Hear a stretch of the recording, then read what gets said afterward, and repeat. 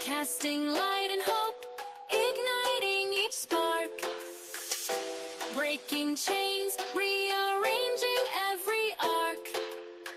TammyRenee's voice echoes, leave a mark. Welcome to the Wave of Change. Come on in, where I am interviewing leaders who inspire action, sharing their stories, dropping tips, and giving you some gems. Make sure to make some waves with us. Share, follow, comment if you dare. And if you are catching this replay, you know what to do. Hit hashtag replay.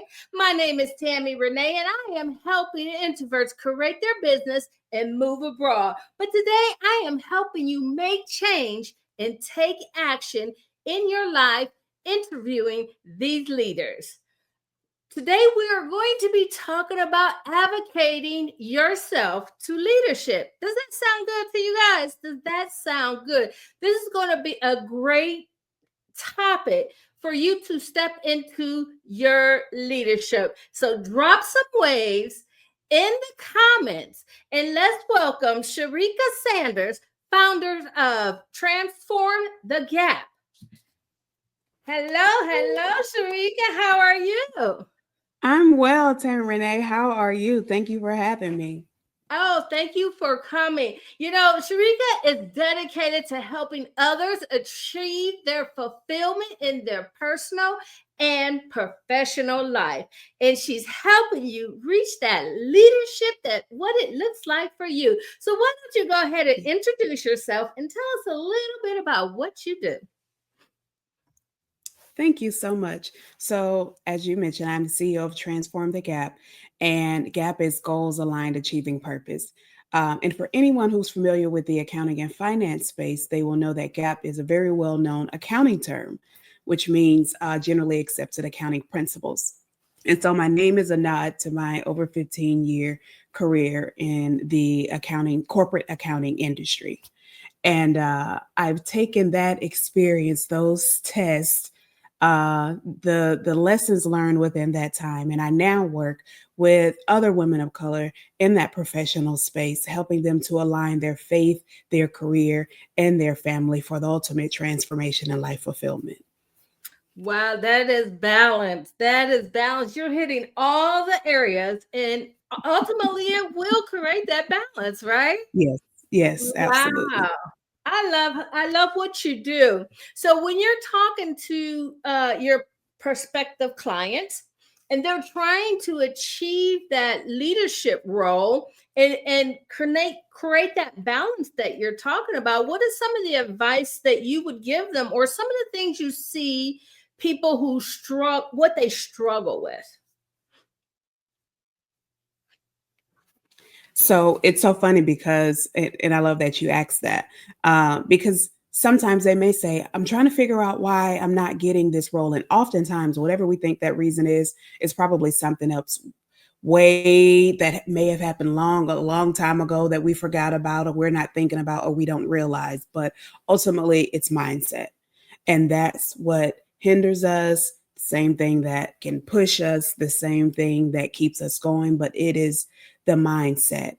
And even if you are the best employee, you're doing all of the things right, performing well, but you don't have the confidence that you can do better. You don't have that confidence, that self-confidence, that awareness. That's the word I want to say, that awareness of the value that you bring, then your organization, because they're all people aren't honest. You find more, unfortunately, bad than good, but that organization can take advantage of that, and they can keep you in that spot and having you feel like, oh, everything, I'm still working for that next. I'm still trying to get to that next thing, because they know they can keep you in that same place and just get more work out of you while paying you that same salary, leaving you out of getting that promotion, that next job title, or whatever it is. So it starts with the mind. And then what we work on is putting a game plan into place.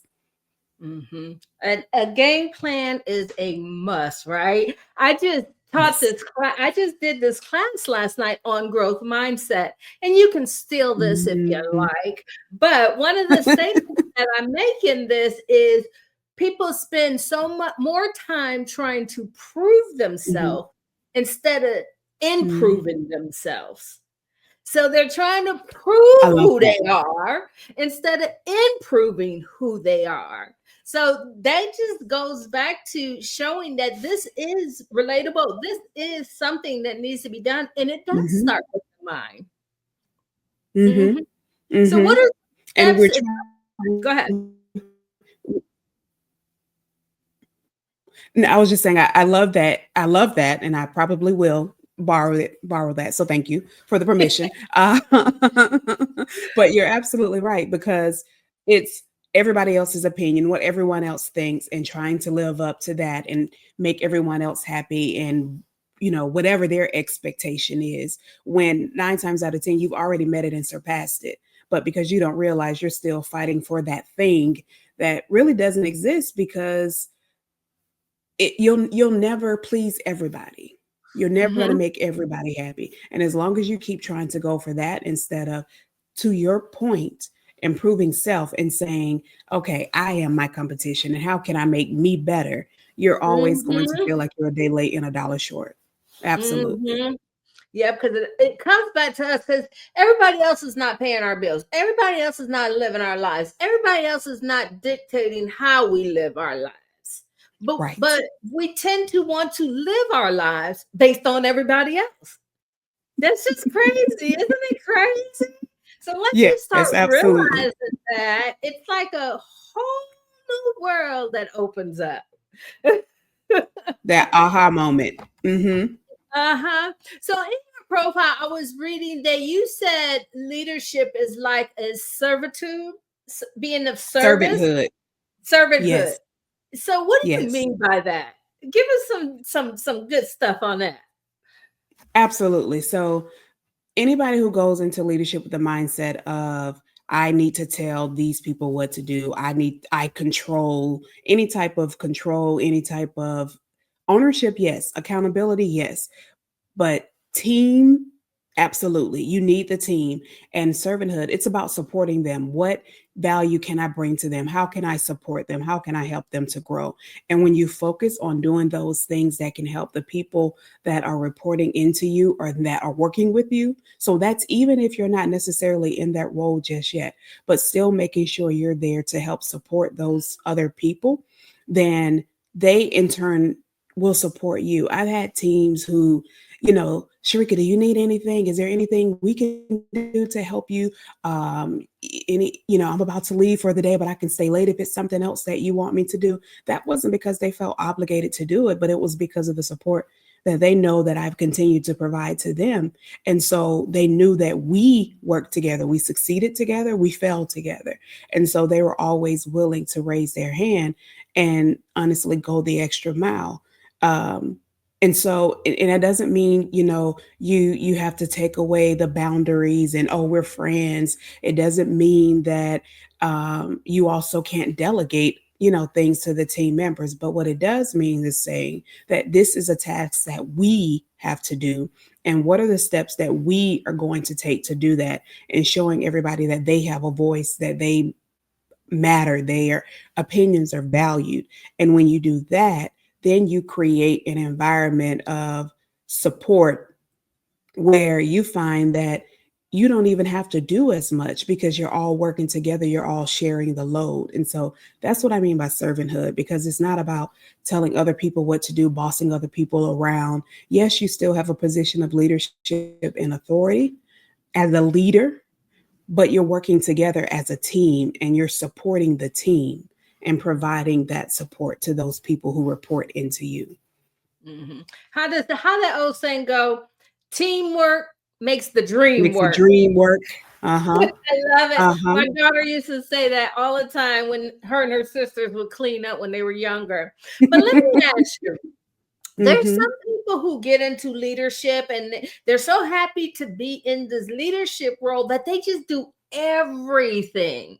They do everything. They struggle with dictating. They struggle with the communication, but they're just happy they got this role, but everyone's Right. taking advantage of them. What would you Right. say to them or give them an advice?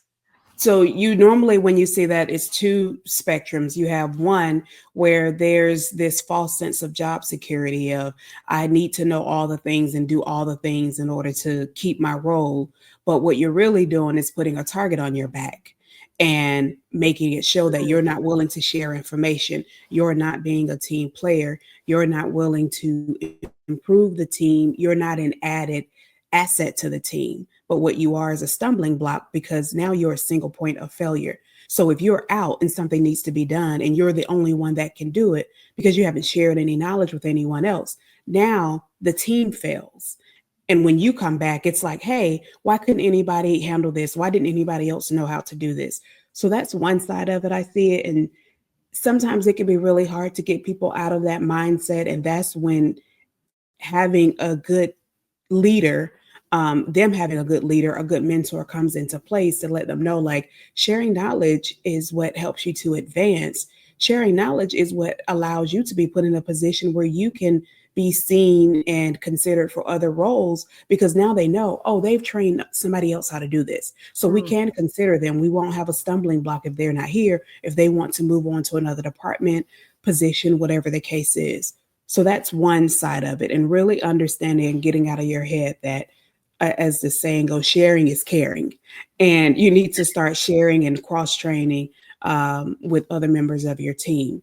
And then the other side of that tends to come with a bit of inferiority, and I want to make sure I said it right, but it's a lack of self-confidence and the person trying to prove that I'm supposed to be here, I'm supposed to be in the role, I know what to do, whether they do or not. I know the functions, I know how to do all the things. And then because they have that whole mindset of I need to prove, I need to prove, I need to prove, they don't trust the other people within the team.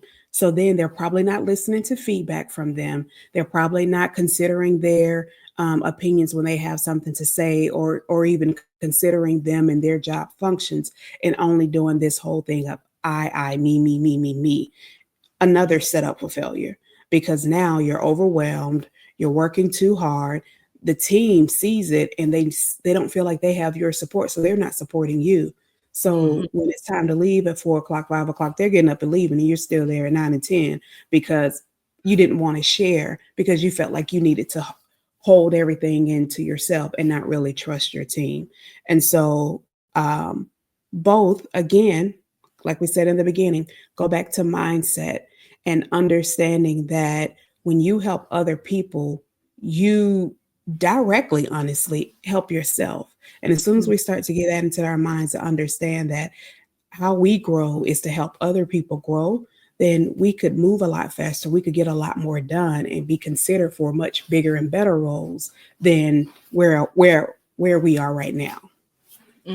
I do feel like that is a lot of unnecessary stress that when you so much want to be a leader, but not working as a leader, you're Right. kind of like a one-man thing. Right. That just seems like so much unnecessary stress that they Mm-hmm. don't even realize they're causing, but they're upset because they're stressed. Yes. They're causing it to themselves. Uh-huh. Whereas we have this mind shift, and this was a new term. I think I started learning it last year because I ain't know nothing about this. But in entrepreneur world, they use and I don't know if corporate does, but they use gatekeeper. Yes. So, you're a gatekeeper. And I was like, what do they mean Yes. by, oh, that's someone who doesn't want to see you Yes. succeed. So Yes. they pretend to help you without giving you the real deal Yes. of how to move forward. And Mm-hmm. it's a shame that we've gotten to this world where you feel like you have to be a gatekeeper and you can't share this information because you know how many people are in this world? And personalities is everything, right? Mm-hmm. Mm-hmm. So we did, I lost you. Um, Uh-oh. I lost And you. it's the Oh, browser went. let's dance. Let's wait for her to come back. But she can still hear me, but I don't know what happened. I don't either. The camera just went away. Oh no. Yeah, It because was I can hear messy. you. I hear you without a delay, girl. Sorry about that earlier. We had a little delay, but we're on target now, but we have no face. Yeah. No with it. Uh-oh. It said, can you hear me? She's been disconnected. We're going to be right back. But how do you guys feel about that? How do you feel about when you're in a leadership, that gatekeeping or doing all the work yourself? I think she's back. Hold on. There I am. I don't see you though. Oh, I see me. I don't see you. Oh. Hmm. Wait, something there. There you go. I see you now. Oh, okay. I guess it just took a minute. Yeah, it probably just took a minute to, I don't know, upload or whatever. This technology, they be gatekeeping too. They keep some of these secrets on how to fix this stuff. I kind of forgot what I was talking about, but I know I remember saying, the stress and anxiety. Oh, and the different personalities. So, even if we did the same thing, I don't know a lot about you, but just sitting here today, and Mhm. you seeing me, I have a very high energy. Mhm. Mhm. So Mhm. someone who doesn't like that energy, even though I may have the answers for them, Right. they will work better with you because you have the answers for them also. Right. We're Right. depriving people when we do not let them step up, when we Yes. do not let them, learn from us. Mhm. So I Mhm. love the fact that, you are helping people shift that mind shift and let them know this is not a one man's thing. This is not a Yes. one man's world. Yes. And I love that you brought that up because that's the thing too. In any type of leadership role, and honestly, leadership, any type of team environment, you're going to have all of these different personalities, and everyone has their own individual strengths and weaknesses. And it's a good leader knows how to work into whatever those strengths are. So let's say that I am the leader of the team, but I'm really shy in front of when it's time to talk to others. Then because I'm a servant leader and I'm secure in my role and my relationship with my team, I can go to one of the people who report to me and say, "Hey, how do you feel about leading this meeting?" Someone who may have a personality more like yours and that's inviting and that I know that people are going to listen to and interact with when it's time to have that presentation done. And so that gatekeeper looks at it as, oh, I'm giving them my spotlight. The servant leader looks at it as not only am I helping you and putting you in front of the right people, but now they're also applauding me for making that right decision and knowing who the best person was to do this versus someone who everybody's just going to be staring and looking and like, oh my gosh, when is this going to be over? So it Right. is definitely working towards those things and valuing those things about each of the individual people within the team versus trying to, shut them down or hide it or you're too this or you're not enough of that. Nope. Take those different strengths and weaknesses and then speak to that. And one of the things I always love to also do with my team is sit down with them and go over their goals. What are the things that you're working towards? And then how do we take that and incorporate it into what we're doing so Mm-hmm. that they can then feel like they can feel that support, but also know that what they're doing is not just for me, but they're doing something for themselves. They're working towards something for themselves, whether it's a course that they wanted to take and they just need some accountability. Okay, fine. Or if, it is that person who says, you know what, I want to be able to speak up more. Okay, well, these are some of the things you need to do and let's work towards that. Like I said, with advocating for yourself, it all goes back to having a plan in place. And having that plan in place means that you have an understanding of the things you want to say. You have, and if it needs to be written down, then write it down if that's what's going to help you keep it in flow. But one thing to really remember with all of it is to make sure that you're truly being heard, which sometimes means you have to push back the emotion. You have to push back if they've made you angry, if they've made you upset, or even being too excited. Sometimes you have to taper that down a little bit because you don't want that to be overshadowed by the message that you're trying to convey to whoever it is that you're speaking with. So But yeah, I love that you brought that up because that is very important. Working towards everyone's strengths and weaknesses, and helping them to build up the weaknesses and display their strengths. So let me ask you, if let's say hypothetically I'm in this leadership role, right? And I just have this one employee who likes to give me a hard time and try to push Mhm. my buttons. Now I know you just said Mhm. write down what you want to say, know what you want to say, but in that Mhm. moment, how would you help tell someone to handle that type of situation in order to not overstep their own leadership boundaries? Oh, have I had a couple of those? A few, and I'll speak to the one that I had most recently. So, coming into this organization, which was my last role as corporate controller, there was someone who on my team who felt like that should have been her role, that should have been her job. And she was one of those who had been with the company a while. She knew a lot. She knew a lot of history. She had a lot of knowledge. She was not one to share it, to share that knowledge. She did not play well with others, so to speak. If the team was going out for lunch, she wouldn't go. And it's not that it's required, but, just for the camaraderie. And so when I came in, I met with everybody on the team because how can I be an effective leader if I don't even know what you do? And so I met with each person on the team to kind of find out what they do, what are some things they like about their process, what are some improvements, getting their ideas, and also, pains, all of those things. And going through her processes, she's like, I already know what to do. I know that this is the best way to do it. And I don't know why we need to sit down and go through my job. Oh, she can't be told what to do, huh? Okay. Well, and Ooh. that's when you have to have the words. And sometimes in those moments, you have to say, give me just a minute. The, some people can say, you know what, and they can keep rocking and rolling and push it past. Sometimes you're gonna have to say, give me just a minute and walk away and give yourself 5 and then come. And if that's what it takes, that's what it takes for you to make sure that you're being heard when you do start to speak, and don't let your emotion get ahead of what you're trying to say, because you know that they're trying to push your buttons. And so why Mhm. give them that satisfaction? And so I said, well, it's my job to make sure I know yours and I know what you're doing. And we need more than just you knowing how to do all the things.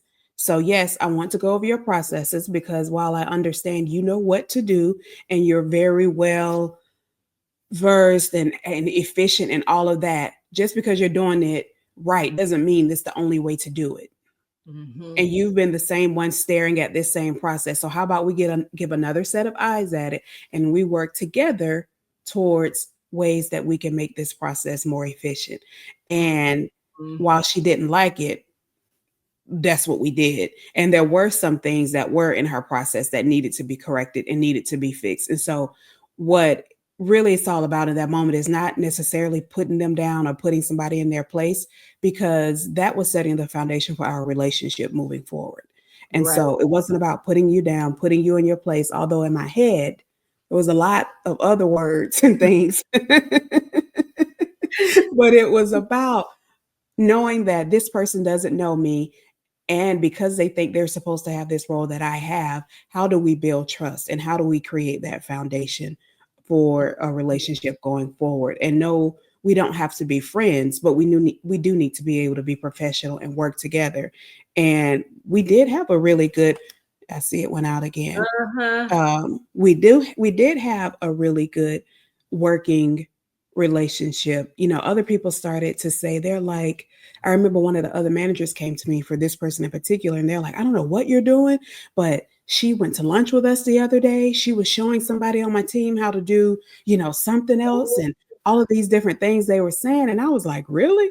And I was like, oh, that's not me. They were like, she wasn't doing it before. So I don't know what you're doing, but we're glad you're doing it. In my head, I was like, well, she is still getting on my last nerve, but I'm glad that the change that needed to be there. And I think for me, with that particular person, the light bulb went off when we went through her annual review, because we went through her review and there were some things, still a little bit of gatekeeping and some other things that we talked about. And I was dreading the review because I'm like, here we go. And we went through everything. And this is where having those conversations throughout really are important, because at the end of the review, I said, are there any questions? And she's like, nope. All of this you've already told me before. This is something we've been talking about. There are no surprises. You said exactly what I thought you would say. And I was like, okay. And she was right, because we'd been having these conversations throughout. So it wasn't like, oh, because we don't have the best working relationship, or I don't like her attitude, I'm not going to give her feedback. I'm not going to say anything. I still continued to do that and treated her like, my favorite person on the team. Mhm. And when it was time, when it mattered, when it was time for the money, when it was time for the review, she understood. She respected those things that I had to say, because I had been communicating with her throughout. And so that's really what it's all about. So at that point, I learned, okay, that we've established trust, and we've now established what our working relationship will look like going forward. Mm-hmm.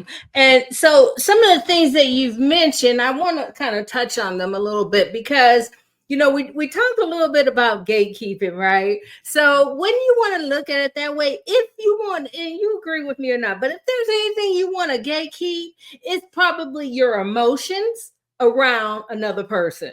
Because sometimes when we let those Yeah. emotions get in front Yes. of our leadership, we make harsh Yes. decisions or unrational decisions, or say something we might Yes. regret, which will be a tarnish Yes. permanently on your leadership Mm-hmm. skills.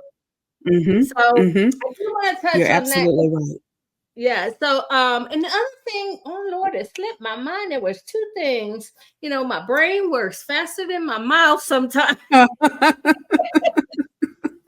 But Uh-huh. I did want to definitely mention that, because, like you said, the woman who what she said to you would have been so easy for a lot of people to be Mm-hmm. like, well, I don't care what you know. I need to look at it anyway.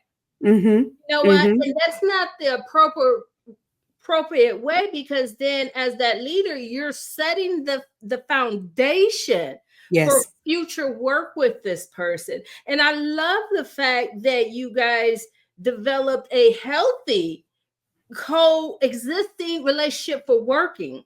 Mm-hmm. Then there's no friction. I'm sure you have problems with certain clients, and you keep that to yourself, but you don't let that affect the work that you're Right. giving them. Right. Right. Mhm. Because Absolutely. that will be noticed, regardless if you're trying to hide it or not. But you're, Yeah. the way you're responding, it will be noticed and noted, right? Absolutely. And especially if you look like me or you, because Mhm. then there's that stereotype of, the angry Black woman, or just women in general, they're too emotional, and all of these other things, all of these other stigmas that people have.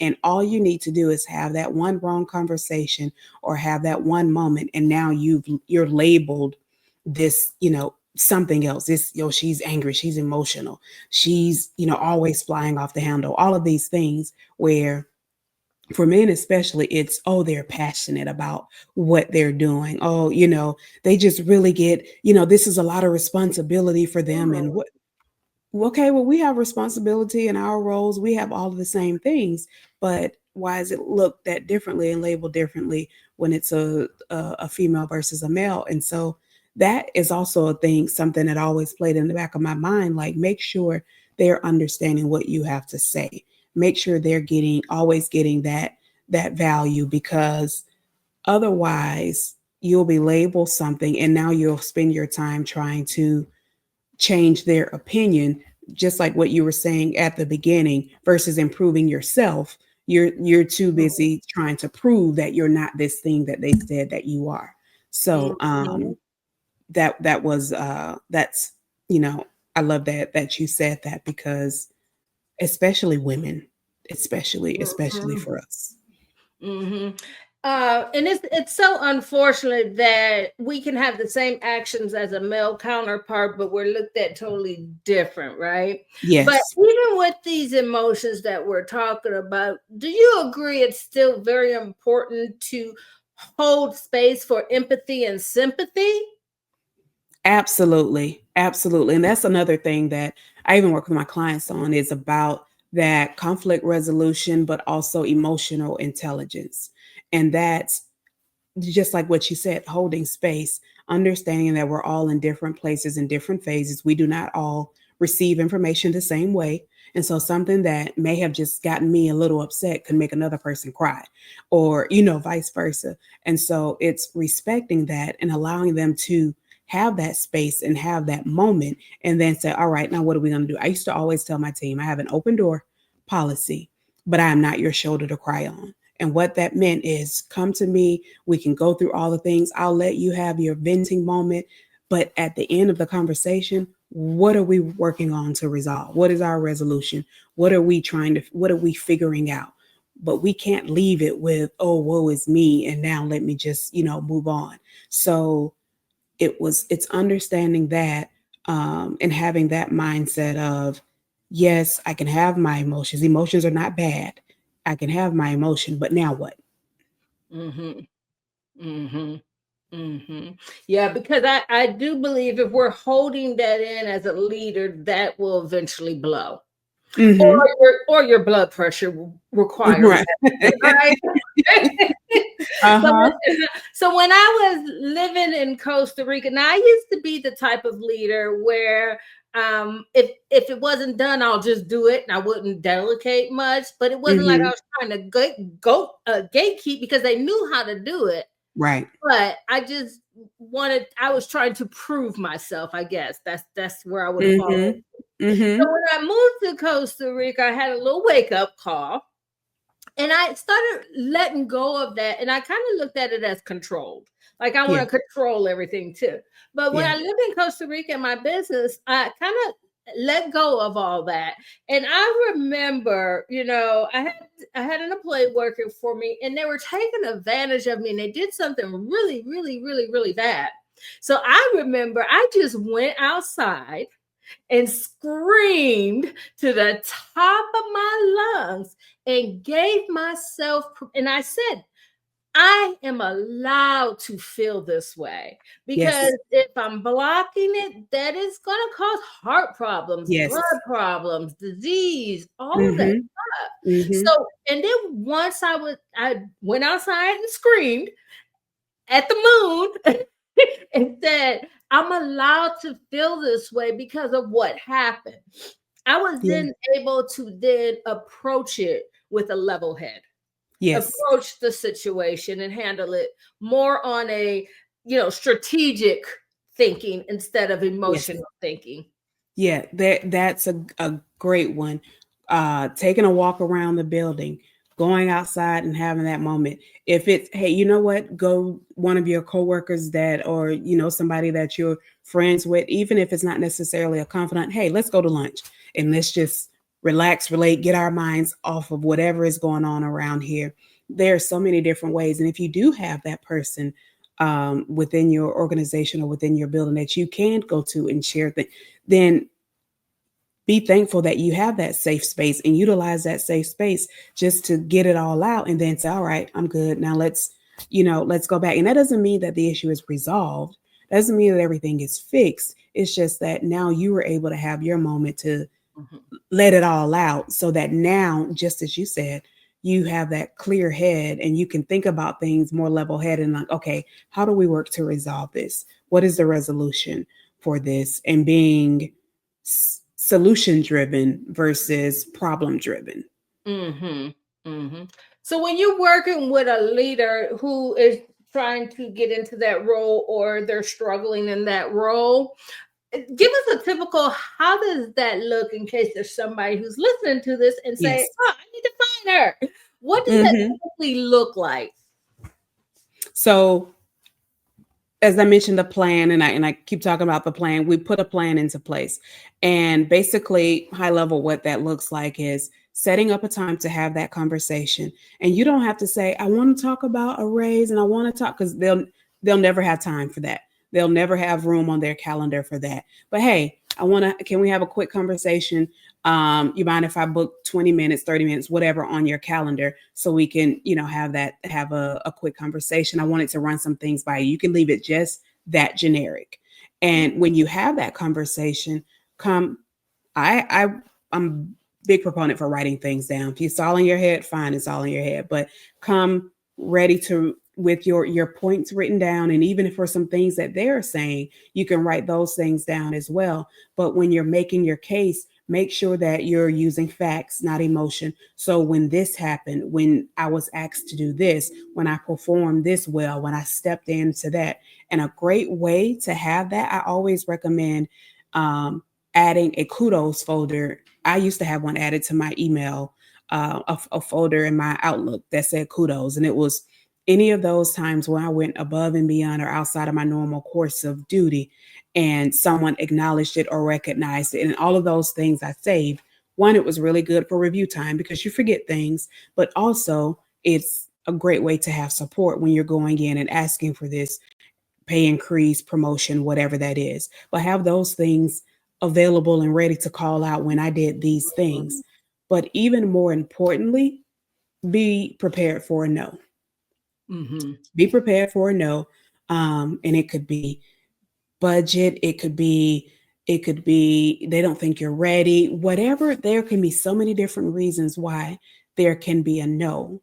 But it doesn't, the problem is we hear no and we get upset and when we move on. Nope.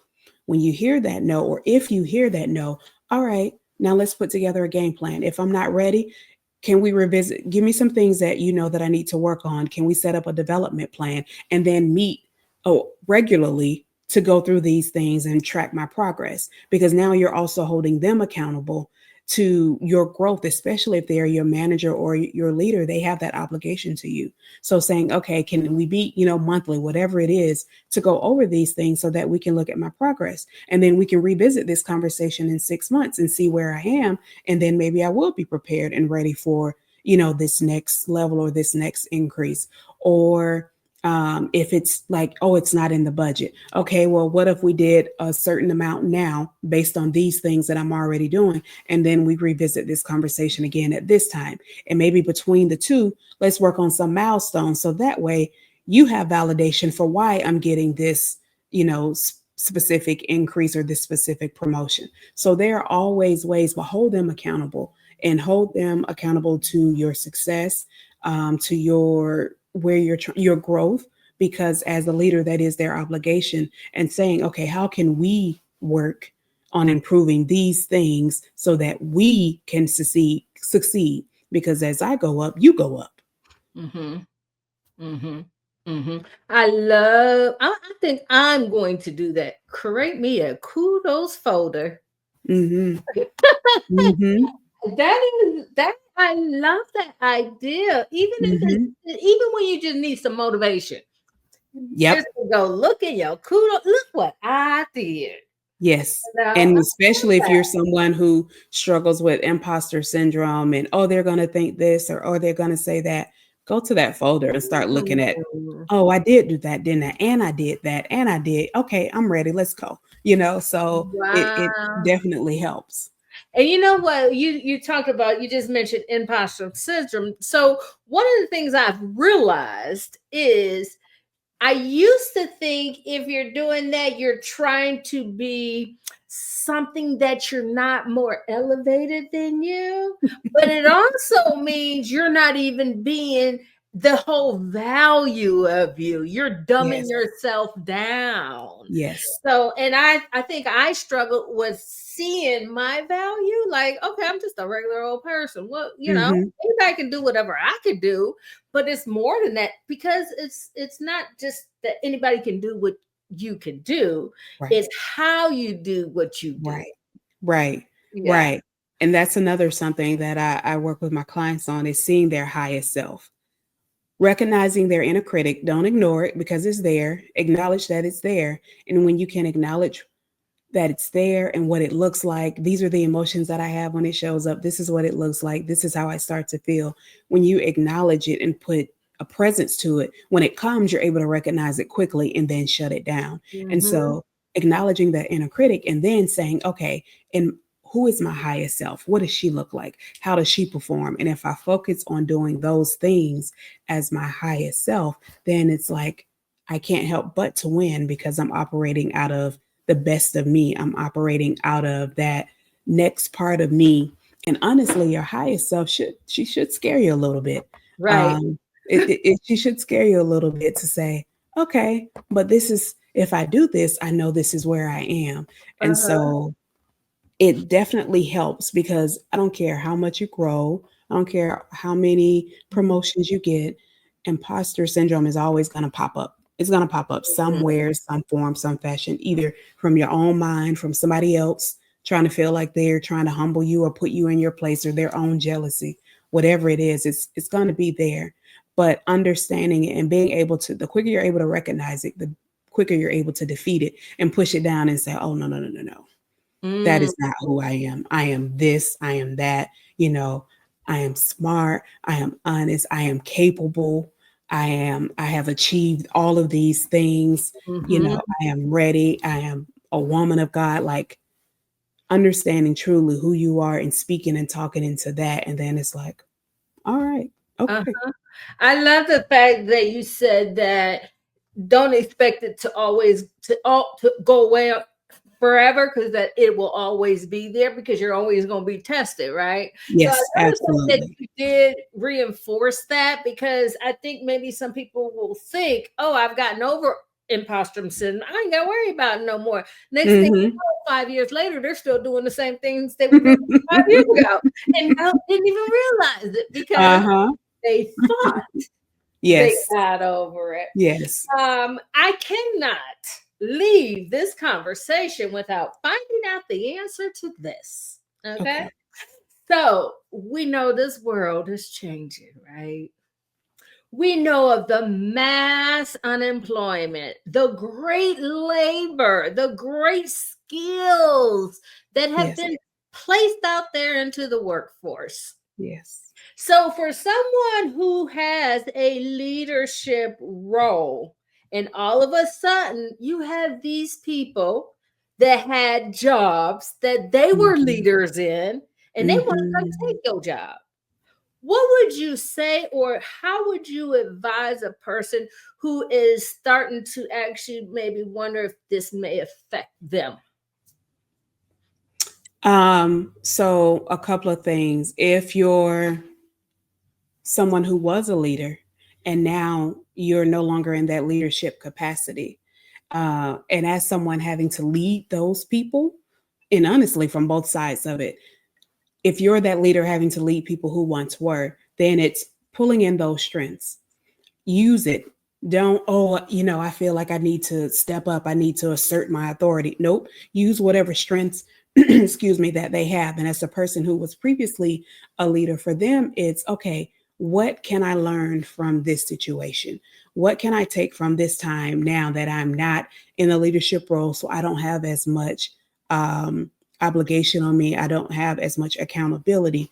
And how can I take this and learn, and also understanding that leadership is not just about a title. You can still be a leader and not necessarily have that title, Mhm. and make your own way. If it's something that needs to be done, then figure out a way to get that done. You can create your own role. There's another thing, when you're advocating for yourself, you don't have to go to the, oh, these are the roles that we currently have in the company, and this is all that's available. No, this is something that needs to be done. We don't have anyone doing it. I can do this. This is what that job would look like. This is what I believe that pay looks like.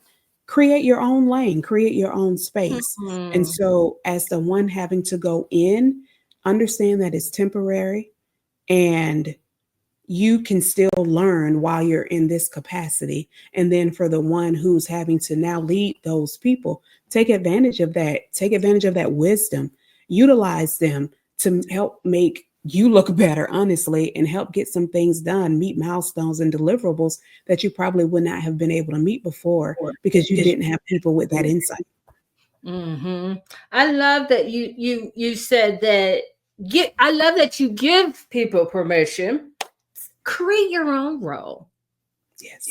Offer something to the company. And Yeah. this is what I'm hearing from you. If I had Hmm. something, a skill that I felt like was unique to me, that I could bring a asset to the company, I could Yes. just apply at the company and say, I want to offer this to you. Of course, there's a way to do it, Right. but I love that you have reinforced that for people because, if there's someone looking on here who has lost their job or watching this because of the mass layovers and to no fault of their own, you know what I'm Right. saying? Right. That they realize, like, I don't have to settle for a less paying job. I don't have to settle to become a McDonald's worker or whatever it may be. I can use my skills, tap into them talents, call Miss Sherrika and be like, let's do this. Absolutely. I love that you reinforced that because I don't know if everybody would think about that. Yeah. But I've thought about it in the past just because that's just how I think. I never done it, but I have thought about it. They should be doing this. I could do this. I'd be like, I can't create my own position. And a lot of us will think that I can't, or they're not going to listen.